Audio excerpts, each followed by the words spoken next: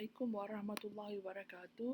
In today's class, going to talk about feminism as a theory as well as a literary theory.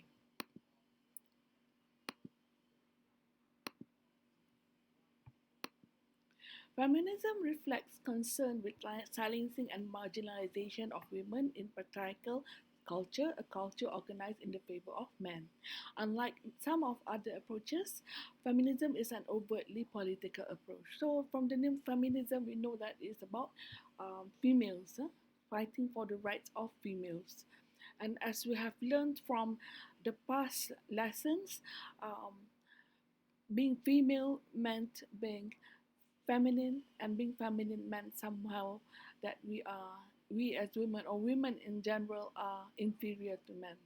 So they are fighting for the rights of women, and in the sense that they want more equality, and also they want to debunk the idea that femininity is um, inferior to masculinity.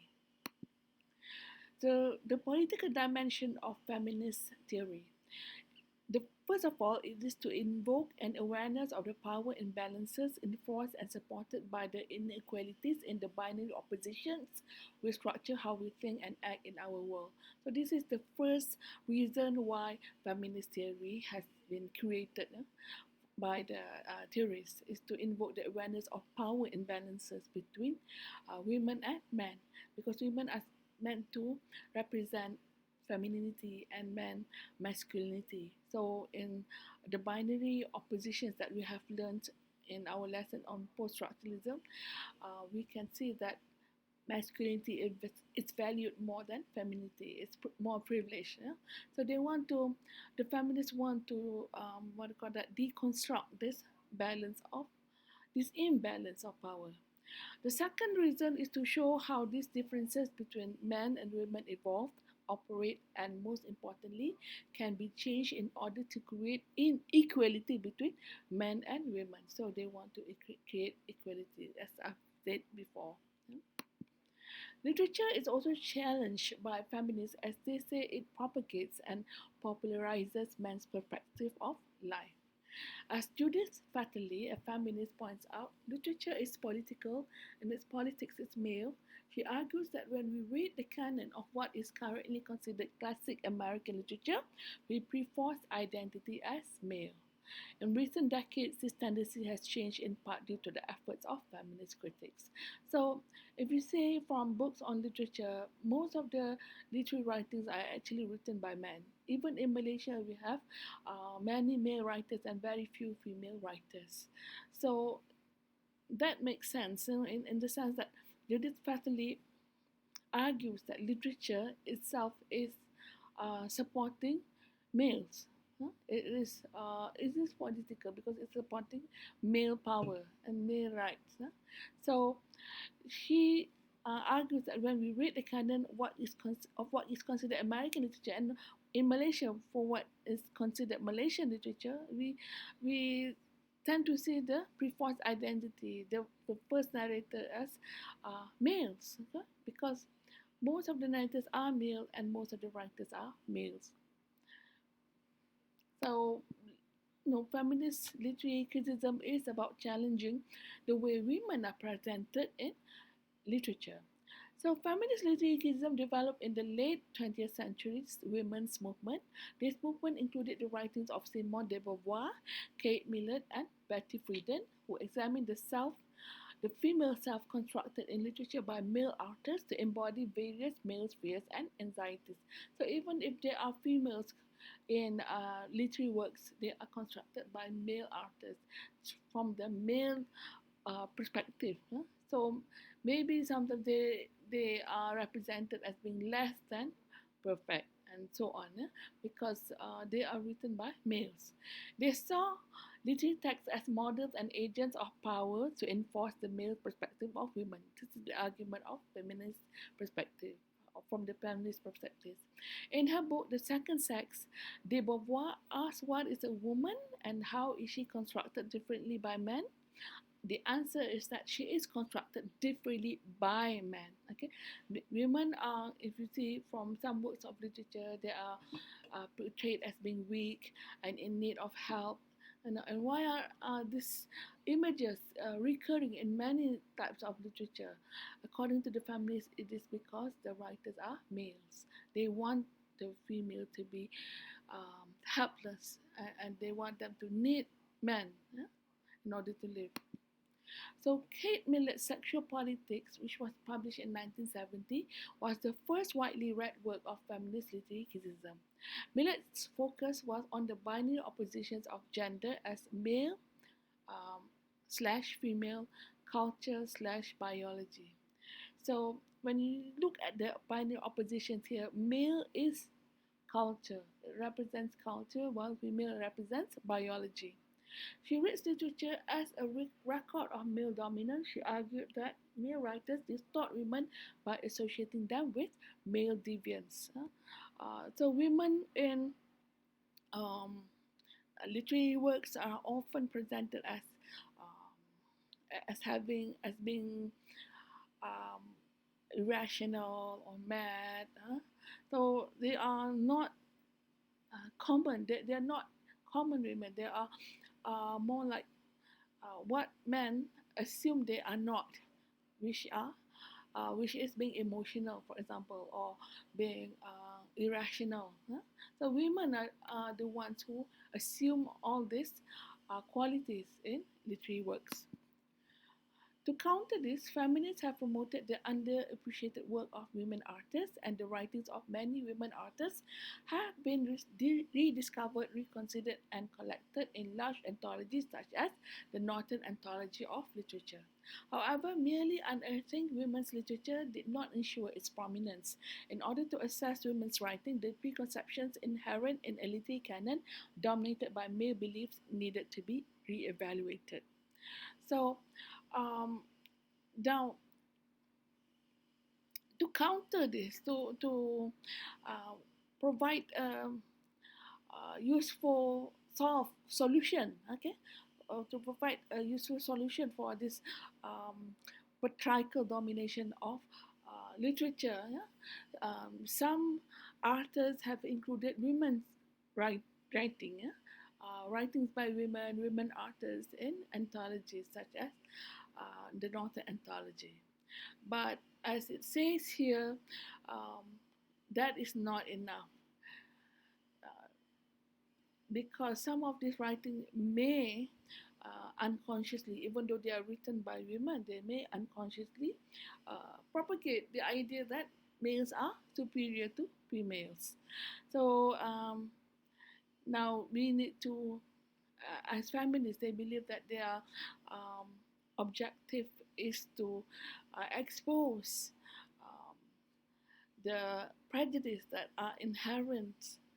is inherent, I'm sorry, in many of these writings, and also to unearth more literature by women. So later, a literary critic, Elaine Showalter, identified three phases of modern women's literary development. The first phase is called the feminine phase, which started off in 1840 and ended in 1880, during which women imitated the dominant male tradition. In this phase, women produced works of writing, uh, mostly in the form of recipe books and books on household cleaning, and so it reinforced the idea that women, though these books reinforce the idea that women are associated with home or the private sphere, and their job is to cook and look after their family. So this is the first phase of female writing. The next phase, the feminist phase, which happened from 1880 to 1920, saw many writings by women which advocated for their rights. So it was clearly challenging. The writings produced during this time clearly challenged the idea that women needed to stay at home. Yeah? They advocated more rights for women to work and so on. Yeah, so they were very critical of arranged marriages because they argued that women are married off to the to suitors who want them for their money, yeah? and not for themselves. So this produced a lot of unhappiness for women during that time. And the female phase is the latest phase, and this started off in 1920 when the dependency upon opposition, that is uncovering misogyny in male texts, is replaced by the rediscovery of women's texts and women themselves, women artists. So in the last phase, um, there is a movement to discover and about women artists who were previously overlooked by critics and who are mostly males. So during the female phase, two kinds of feminist criticism and critics have appeared. The first is Anglo-American feminism or humanist feminism. The three most prominent feminists are Sandra Gilbert and Susan Gubar, as well as Patricia Stubbs. In the next school of feminist literary criticism, we have French feminism with their post-structuralist beliefs, and it's headed by Helen Sissou and Lucy Irigaray, as well as Julia Kristeva. So in the humanist feminism, we have arguments that support the inherent feminine traits that women are supposed to have, and these traits are presented in their language as well as ingrained in their psychology as well as biology. So, according to the humanist feminists, these feminine traits in women's biology, language, and psychology are undervalued and misunderstood or exploited by a patriarchal culture because the genders are quite different. Okay, so humanist feminists argue that women are different from men. Yeah? This theory focuses on sexual differences that are aimed at defining and establishing a feminist literary canon. The humanist feminism began with the publication of the Mad Woman in the Attic in 1980 by Sandra Gilbert and Susan Gubar. It examines the work of major 19th century women writers including Jane Austen, Mary Shelley, Emily Bronte, Charlotte Bronte, George Eliot, and Mary Dickinson. The first section, Towards a Feminist Poetic, presents a theory of women writing which examines the difficulty of combining two words together, women and writing. Gilbert and Gubar then ask, with what organ can females generate text? Now, this is because in the psychoanalysis, and they're responding to psychoanalysis, the male organ or the penis is thought to have a lot of power that even there is a male um, symbol for this male power, and it is called the phallus. So, with the same attention to organs in our bodies, they are asking, what about women? What organ in their bodies can generate text? Figuratively, yeah, they're speaking figuratively. They argue that women writers have to find alternate ways to create text. In their book, they look at the British and American women writers to find how they constructed their practice of writing. They also seek to find why women were discouraged or prevented from publishing their writings. And this is what happened during the earlier phase of the third phase. They found that women are generally discouraged from writing because some male critics and male writers thought that women's work had to do with home. And women cannot become independent. They must rely on men. They also cannot be good writers, yeah? Because having reason and ability and being creative are the qualities that men have, according to this, what do you call that, critics and writers. Finding answers to these questions led to historical search for forgotten women writers and prompted feminist literary critics to challenge the aesthetic and political standard on which that Western canon was based. So they wanted to challenge the idea that writing is the prerogative of male writers. So it also says that man's language is a problem. Is not suited for women. One of the problems that the Anglo-Americans feminists found that male language is suited to men, not women, because you can see some words like spinster, which means unmarried woman. It has a negative connotation. But for bachelor, we have a very or a neutral connotation for an unmarried man. So language itself, according to the feminists, is prejudice. It's prejudice towards, it's prejudice against women. So yet they still study literary works by women and try to discover other differences between men's writing and women's writing. They maintain a major interest in traditional concepts like theme, motive, and characterization. So they accept the tenets of humanism and treat literature as a representation of women's lives and experience, which can be measured and evaluated against reality. Okay.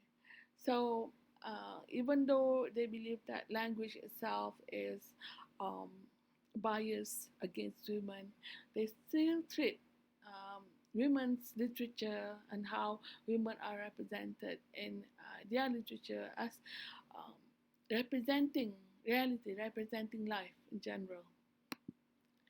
So the other school of feminism is post-structuralist feminism. Post-structuralist feminism asks women and men to consider what it means to be a woman and to consider how much society has often deemed to be inherently female traits are in fact culturally and socially constructed. So they look at femininity as being socially constructed. So gender, according to this theory, is made by culture instead of biology. So I'm sorry if there are mistakes here in grammar. Yeah? Um,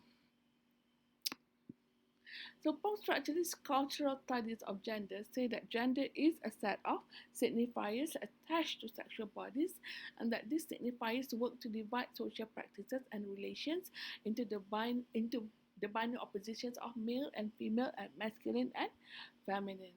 So they believe in the idea that women uh, and men, while they are biologically different, are judged by the standards of gender. And these genders act as signifiers that determine our place in this world, in the sense that male are not mostly masculine and female feminine. Feminine, as I have repeated, I have mentioned earlier, represents something that is inferior to masculine. So here are the traits of the two genders, and you can see from one side we have non-aggressive, dependent, easily influenced, submissive, passive, home-oriented, easily hurt emotionally, okay, indecisive, talkative, gentle, okay. So no doubt some of these traits are positive, such as gentle, yeah, but you can see that most are not. Yeah? For example, women are dependent, men are independent. You're always Women are always dependent on men. So men are free, they are independent. Women are easily influenced. Men are not easily influenced. Women are submissive. Men are dominant, powerful. Women are passive. Men are active. So it's better to be active than passive, right? It's better to be worldly than home oriented. It's better to not easily hurt emotionally than be hurt emotionally. So you can see that by far most of the traits are more positive for masculine and many more are negative for feminine, under feminine. Yeah? So post-structuralist feminist works to investigate how and what consequences women is constructed as otherness, as non-being, as something outside of and dangerous to rationality, presence, and all those other superior things in Western humanist values. So they want to investigate why women are considered as being weak, and not only that, they want to challenge this um, idea about femininity because they see it as having consequences for women, in the sense that women who are perceived to be weak could not hold jobs that require manual dexterity and so on. So post-structuralist feminist is inspired by psychoanalysis idea that women is not all, that the position of women is founded on the notion of lack. So because women is founded on lack, because she doesn't have the male organ, she cannot identify with the phallus, yeah, which is the term Jacques Lacan used to symbolize the power represented by the male equipment, as it is the center of the masculinist symbolic power or order. So women's position is at the edge or outskirts of the symbolic and not firmly governed by the center. Hence, there's something that position in that position that cannot be expressed by the structure. This created for men and by men, this structure, so it cannot represent women according to the feminists. Post-structuralist feminist theory sees the category of women as part of a binary opposition, man/women, in which man is a favored term. Feminist theory then want to deconstruct that binary and other binaries which reinforce and maintain it, including masculine/feminine, good/evil, light/dark, positive/negative. Post-structuralist feminist investigates how, in what consequences, women is constructed as otherness, as non-being, and as alterity. It also looks at Lacan's idea that the position of women in the symbolic is founded on lack, so women cannot misidentify with the phallus as the center of the symbolic order. So for them, because Lacan said that women's position is founded on not having the penis or not having the male organ, we cannot misidentify with the phallus. We are, what do you call that, outside of the signifying system, according to the post-structuralist feminists. Women is a subject position on the edge of the symbolic, not firmly governed by the center. Hence, there is something in that position that escapes discourse, that is not fully controlled by the center and the structure of language. So this is the founder, Helen Sisto is the founder of feminist or post-structuralist feminism, or rather French feminism. And The Love for the Medusa is actually an article that she wrote in 1976 explaining her concept of post-structuralist feminist theory. So Helen Sisto is a professor, writer, poet, playwright, and philosopher, as well as a literary critic. She has a PhD in English literature and wrote a thesis on James Joyce. Along with Luz Irigaray and Julia Kristeva, Sisu is considered as one of the mothers of post-structuralist feminist theory. Sisu understands that when Lacan, a famous psychoanalyst, calls the center of the symbolic order the phallus, he highlights what a patriarchal system language is, or more specifically, what a phagocentric system it is. So he highlights when Lacan was looking at the phallus, he highlights that language itself is controlled by males and their power, which is the phallus. So language is phallogocentric. It is, which is the combination of the word phallus and logocentric. Phallus means the male power, and logocentric, which is language. So phallogocentric is a combination of two ideas, Lacan's idea of the symbolic order as centered around the phallus, and Derrida's term for Western culture's preference for one side of the binary over the other, logocentrism. So in The Love for the Medusa, Sisu states that her project has to aim to destroy the phallogocentric system Lacan described and project some new strategies for a new kind of relation between women and language. So Sisu said that unlike men, women is more unrepresentable, more fluid, less fluid, fixed, and more playful than men. Men are structured, fixed, and nearer to the center. When she still says women must write women, she means both that women must write themselves and tell their own stories. She still argues that most women do write and speak, but they do so from masculine position. There has been no accurate feminine writing. So women, she still argues that if women use normal language, they are actually um, projecting or themselves as an agent of masculine domination. Yeah? So for her, there needs to be a writing that caters specifically to women's representation, and she calls this accurate feminine. What is accurate feminine? Because women are less fixed in stable positions between the symbolic than men, women and their language is more fluid, more unstable, and more flexible than men and their language. So this is a critter feminine women's writing or feminist writing, which is fluid writing, unstable writing, more flexible. What we mean by this is that the words have many signifies. No? So this means that the words are less stable, but they can cater to women because women are, according to Sisu, they are fluid, more fluid and more unstable than men. So it's good that they have a different type of language. So the subject of agricultural feminine is also mostly nature because nature is close to women. Women are is nature according to the binary oppositions. Yeah? So lucrative feminine is only possible in poetry and not in realist prose like the novels because in poetry one signifier can have many signifiers.